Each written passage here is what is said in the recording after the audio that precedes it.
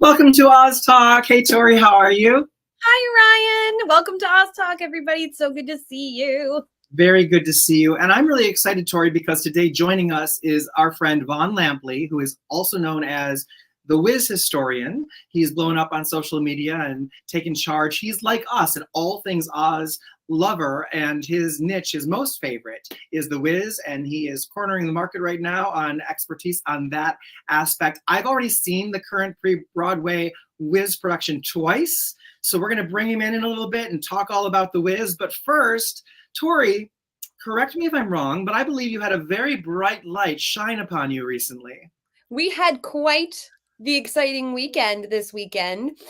This beautiful mug that says Adina and Kristen and Cynthia and Ariana, which of course are the gals who have originated the roles of Elphaba and Glinda in both the show and the movie respectively, was made by Down the Yellow Brick Pod. On the back it says Good Witch Trouble.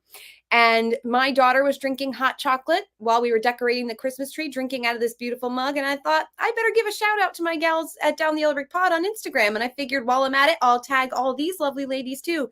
And wouldn't you know it, Ariana Grande and Cynthia Erivo both shared the photo of my daughter, Rosa. This was the first thing. I believe you called me after this one happened. There it is. There's the lovely photo of your adorable Rosa with the mug. And that is, look who posted it in her story. Oh my goodness, she said. And yep, there's my Rosa with the mug, enjoying a sip of hot chocolate while we got our Holly Jolly on. I think while we're on the phone, you're like, wait a minute, someone else just shared it. Yep, Cynthia Erivo, our Elphaba, also shared the photo and said, love this, need this. Yeah, you're on the map, honey. You're on the Yellow Brick Road. They know who you are. That's got to feel very surreal, doesn't it? It's surreal, but you know, and as I explained to Rosa, who was crying and freaking out about all of this, celebrities are just people like you and I, and I'm sure they were thrilled to see people in celebration of their upcoming roles. I'm glad that they are as excited as the fans are to be in this Oz family all together. Definitely. So it is surreal, but it's also just really cool how engaged the cast is thus far with the fan base. Yes. I mean, it's so great because I love that. You're right. A lot of, you'll see sometimes years after a movie's made, stars will show up at a Comic-Con somewhere and meet some fans. But it's kind of cool that while the film is still in production, a year out now from premiering, that they're kind of tracking on social media who the real lovers are. So congratulations. I feel like I owe you a congratulations on that. Congratulations, perhaps. Congratulations. And yeah, it's amazing. And yes, for those who are curious, our friends Tara and MK at Down the Yellow Brick Pod, which is our favorite Oz podcast. They have an Etsy shop, which is Down the YBP. You can check it out. I don't know if that mug is available right now. It will be again, but they have other great pieces of merch available there. You have that mug. I have their Good Witch Trouble mug, which I really enjoy. I also picked up one of their slipper hood. I have that one. Do you? Yeah, this is the pillow. And it has the Good Witch Trouble also on the back, because you and I, Tori, are members of their slipper hood, and so we are all, it's really great to see them. And by the way, 100% of the proceeds for everything they sell on their Etsy shop goes to UNICEF for those in need. So I'm very proud of them for that. We've got a hello from Dorothy Gale. Interestingly, someone hiding behind a name there on social media. But thanks for watching us. And I'm so happy for you. I'm so proud of you, Tori. You do amazing work on social media and promoting our love for all things Oz. And so I'm glad that you got noticed and retweeted so that the word and your word and Rosa's cute face and our friends' podcast and merchandise can just reach that wider of an audience. It's wonderful because we know the Oz fans are out there. Well, and that's just it. You know, it's all about getting Oz out there. It's all about talking to these other folks who have this passion that we have. So anything we can do to further the Oz fandom, especially coming into 2024, which is going to be a huge year for the Oz fandom. We have the 85th anniversary of the 1939 film. We have the release of the first Wicked movie. This is going to be a big year for Oz, I hope. Right, the first ever proper revival of The Wiz on Broadway, and so yeah, it's the Oziest year I can remember ever. And you know, Oz, like you said, it is about sharing the word of Oz, the stories that we love, the characters that we love, geeking out about the merchandise that we love. You first came on the scene talking about your merchandise, your Oz collection, and created that's how the Oz vlog started on YouTube.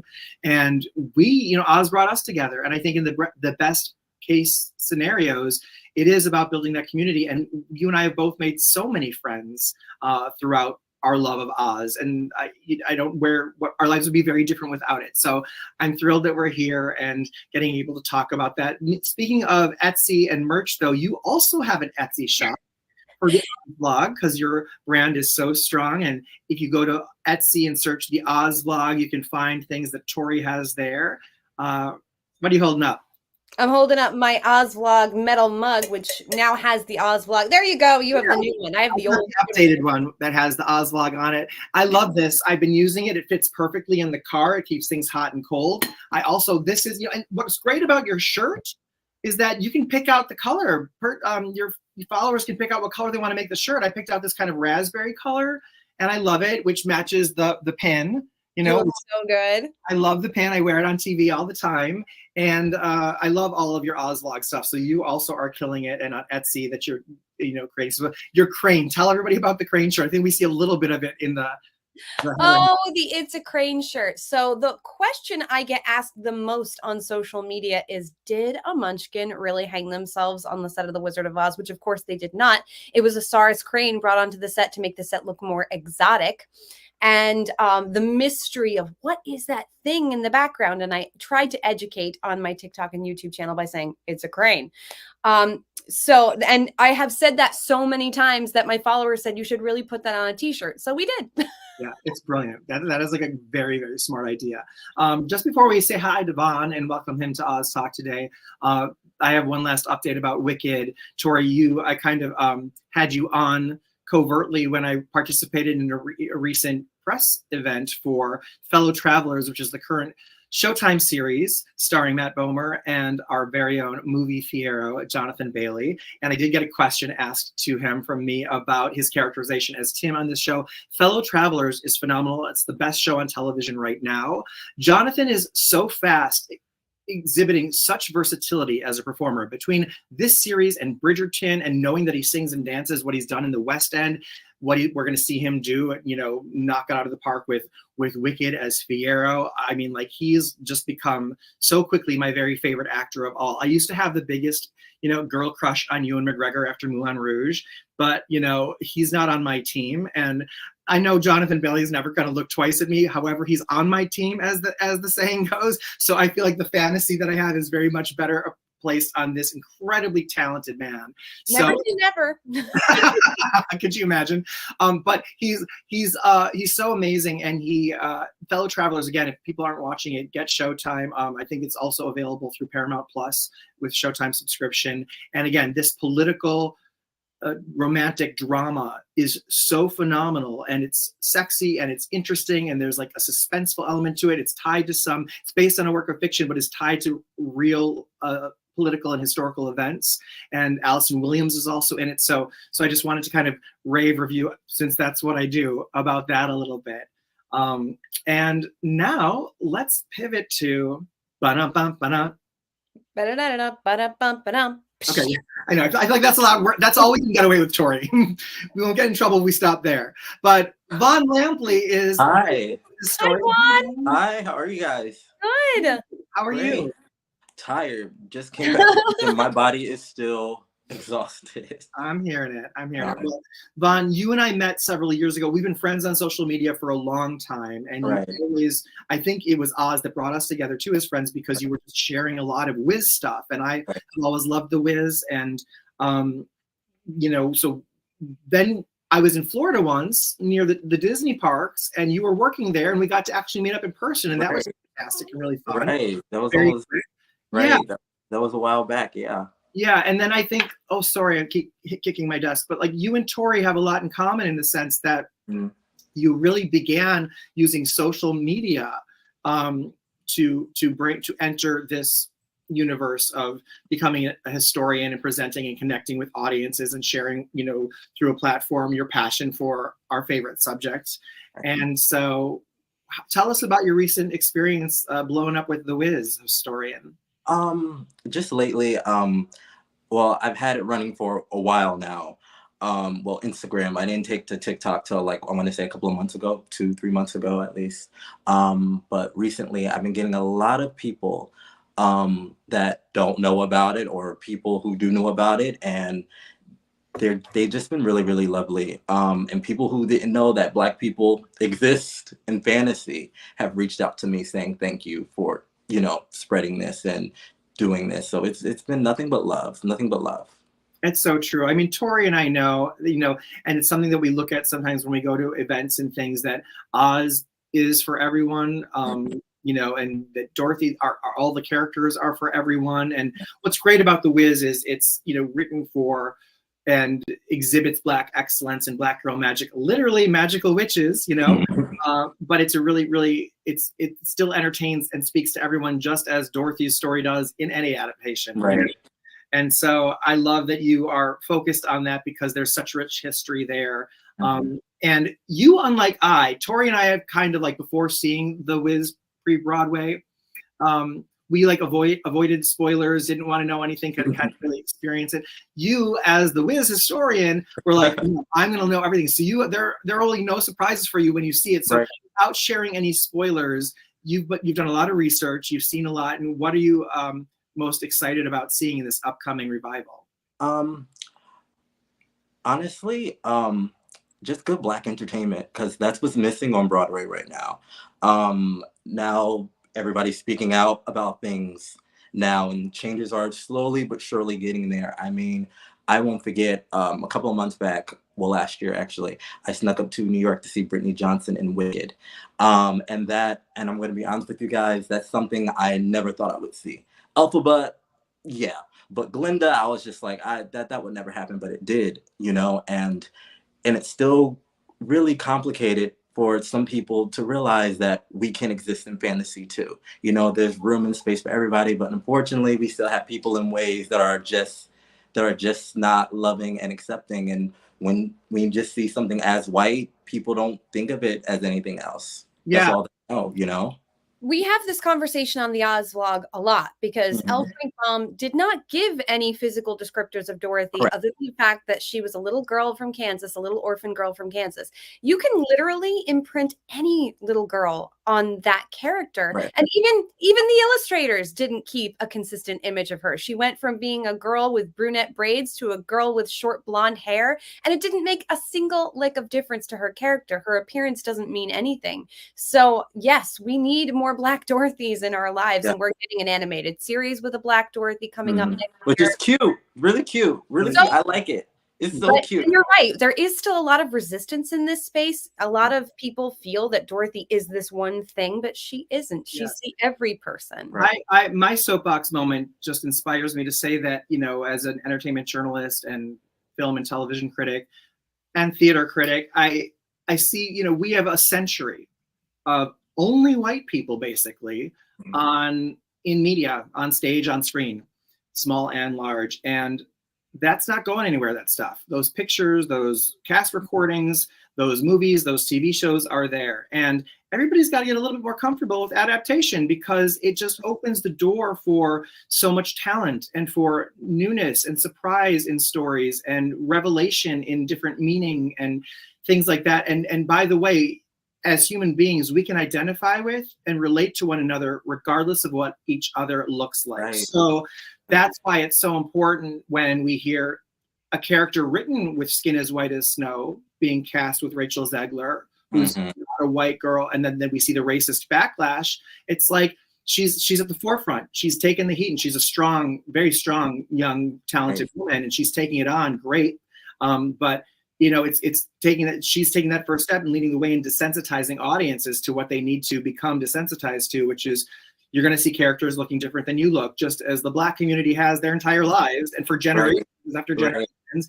Now it's like we can all look at people. If the story, listen, a movie can be bad, a play can be bad, a TV show can be bad, but if the writing is great and the talent on screen, on stage is great, anyone should be able to identify with, relate to, feel, and empathize with the storytelling and the characters. That's what great entertainment is. So I'm glad that Oz with Wicked and Britney and, you know, and Disney now too with their casting, doing it, and it's great. It's just great.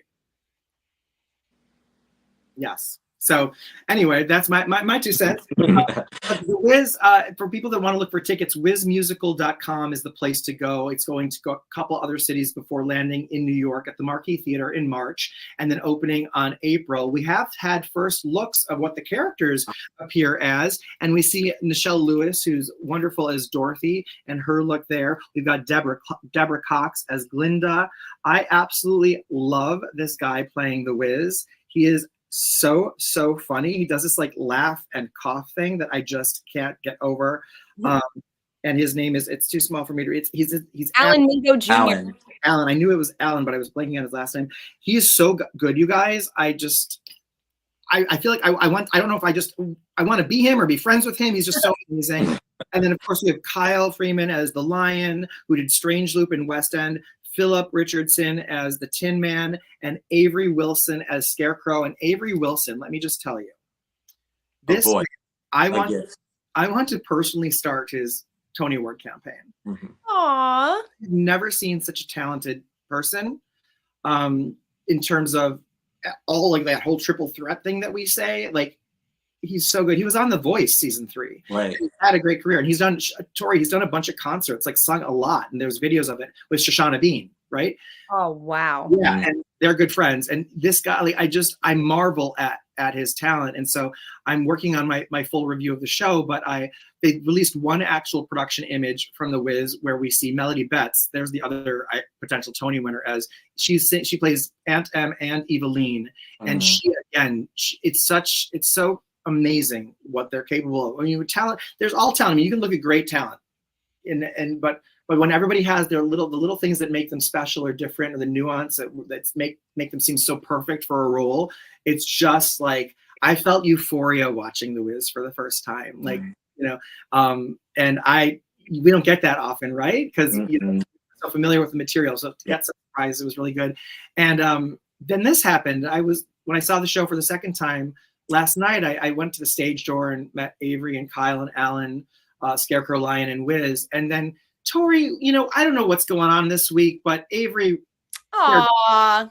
So you and I both getting some you know, light, some famous light shine on us, and it's been very, very nice. And that's so exciting. Yeah. And the only thing I regret about not being able to catch it on tour is I'm going to miss Alan Mingo Jr. as the Wiz, although we will get Wayne Brady once it lands in New York. So I am very excited about that as well.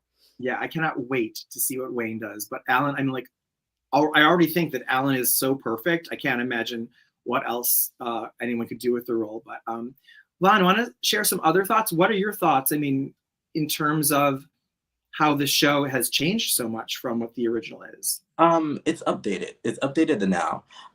Because, you know, we're in a era, well, I want to say renaissance. The word I want to use is renaissance, of live musicals, remakes, and, you know, adaptations of different things that we all know.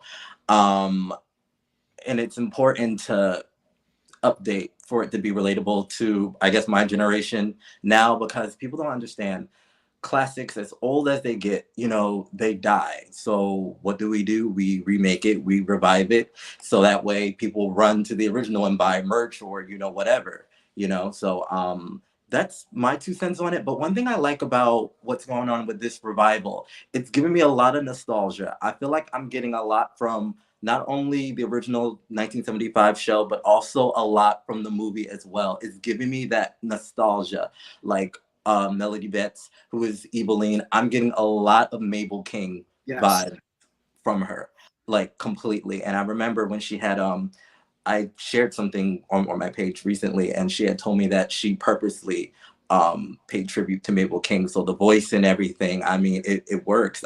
It's all beautiful. It's gorgeous. I was a little worried, but it looks great. As long as it stands on its own and it's different, then I'm for it. Yeah, without, I don't want to give any spoilers because I found it so delightful going in with high expectations and it achieving it, surpassing them, but also noticing those little things, Easter eggs along the way that paid homage to the 1978 film and then the original Broadway show in production design, a little bit in costume design, certainly in some expressions. And there were also two very, very cute and sweet mentions or on, not mentions, but stylistic choices that are from MGM's The Wizard of Oz, which I just thought was really, really sweet because, why avoid it? Why just completely avoid it? Just kind of sprinkle in a little bit there for those that find it. And that was really cool. And, it's so new. I heard, updated, it's true, but it's more than updated. It's the entire book is rewritten. It's not like they just updated a couple words or some language or the humor. They actually, looks like we lost, oh, there you are, Von. It actually is 100% a new book. There's characters moved singing different songs. There's some characters cut out. There's other things, new scenes written, a lot of things. It's tightened. I think it's all for the better. And I think it really strengthens the story arc for the characters. I think this script was written so carefully, so cleverly. It's also overall entirely funny. Every character shines with humor. And so I can't say enough good things about it. I'm actually seeing it for a third time on Thursday this week. So, yay! Okay, let me share with you a little bit of the merch that I got. I'll go big for this one. This happened to be, I was very grateful to be there this week for the Broadway Cares Equity Fights AIDS when they were selling their all cast autograph of the poster. So I did pick that up. I also had to get the No Bad News tambourine. Oh, yes. Here on my desk. And this shirt, and Vaughn was telling me about this. I didn't understand the cultural references to it. The shirt is the beautiful Evamine, and it's nice. It has the Wiz logo on the back, but it's great. It's actually in the show. So if you want to have like what feels like an actual costume piece or cosplay of the show, there's that as well. I love it. I love it a lot. Yeah, it's really good. Vaughn, did you get the hoodie yet? I did not. Actually, I went to New York. Well, I went home for Thanksgiving. I went to New York. Or I wasn't supposed to go the day I was supposed to go, but I went anyway because I couldn't wait. And I went to my local musical theater shops, just to see what they had, because sometimes I'm always looking for something, even though I shouldn't be buying, but whatever.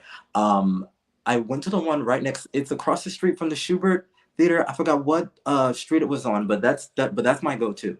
And they had the book script for The Wiz on display. Actually, I have it right here if you guys really want to see it. Yes, obviously. Because I have not unpacked any of my stuff when I came back home. But I did get it, and I was surprised to see it. It was $16, but with tax came out to $18. But it has everything in it. The words of William F. Brown, like everything is in here. Like this is the original script of The Wiz, and I'm like low-key halfway through it just to see the differences and changes, because I get curious. And I even went to the other theater shop it's also right next to the Schubert, but right across the street, that little itty-bitty theater shop right there. I kind of forgot it existed, and I was just looking through. I saw a lot of Wicked merch. I was like, okay, that's cute, whatever. But the only thing that they had was the magnet. The guy told me that the rest of the merchandise did not come in yet until the show was open. And then, of course, I walked maybe 3 blocks down in the marquee of The Wiz, and I was just like, oh, so this is really happening. This isn't scuttlebutt. This isn't, on pause. Like, this is really happening, and all I can do is just breathe and take it all in because it's been a dream and it's been too long. We've been waiting too long for a revival. Now it's finally happening. Yeah, I love the messaging of Wiz at last. Right. It was like when Xanadu came to Broadway, and it was like Xanadu on Broadway. Seriously. You know, it's like, because it's a joke. It's like, Right. really? Right. Seriously, that's a joke. But like The Wiz, it's like at last, because everybody's Right. running it for so long. Right. Before we say goodbye, I did, people, they let you take, pictures kind of, at curtain call. And so when I was there last night, Nichelle Lewis was out and the understudy, Mariah Little, went on as Dorothy. I didn't know earlier in the week when I met Mariah Little, and she told me she was a swing after the first time I saw the show. She didn't tell me she was understudying Dorothy. And so I got to see the girl that I just met go on. She's great. So you'll see a little bit of her here.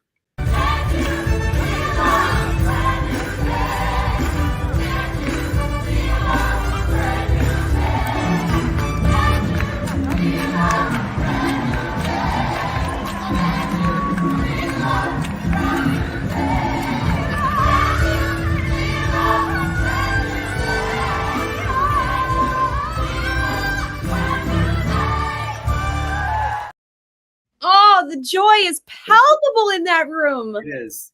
And that's the whole point. Right, Vaughn? I mean, that's it is. Yeah, the Wiz it just does it. Makes you feel something. And I always tell people the music is really what moves this story, along. It's the music, one right at the other, right at the other, right at the other. And you really can't pick any song but all of them, It's true. It's true. At least 15 good songs in there. Let's see.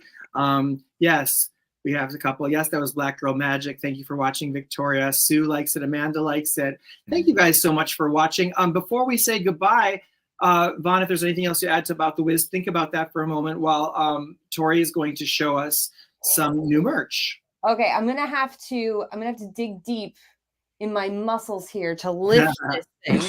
But Icon Design Studio was kind enough to send me their brand new replica Wicked Witch of the West hourglass. I want it. This is stunning. Wow. It is not a full-scale replica. It is scaled down slightly. The original was quite large and would have been impossible to produce at an affordable price point. And even with this scaled down model, you're still talking about a $400 purchase. So this is still not cheap. However, in terms of accurate replicas, this is the closest thing you are ever going to get. And this is just not something that's made. The Franklin Mint made a miniature one to go with one of their sculptures years ago. You were able at times to find artists who you could commission to custom design one of these for you. But in terms of widely available collectibles, this just isn't something that's on the market. So Icon Design Studio, you may remember, has made many Oz replicas in the past. They did a couple of runs of their beautiful ruby slippers. They did the Tin Man's Clock Heart, the Lion's Medal of Courage, and now this is the newest one added to the collection. Yeah, it's great. I'm glad you have that. I want that.